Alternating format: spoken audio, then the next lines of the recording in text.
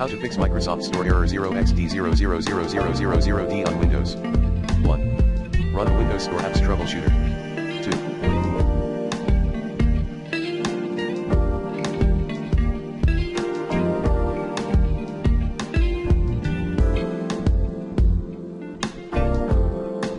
2. Reset Windows Store settings. 3.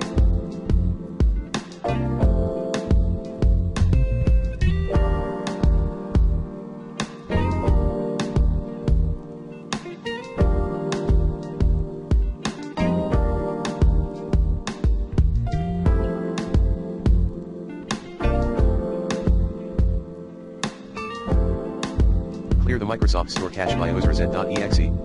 4. Re-register or reinstall the Windows Store via GitOps package. For each apps package, disable development mode. Register $__install location \appexmanifest.xml command. 5. Reset your operating system.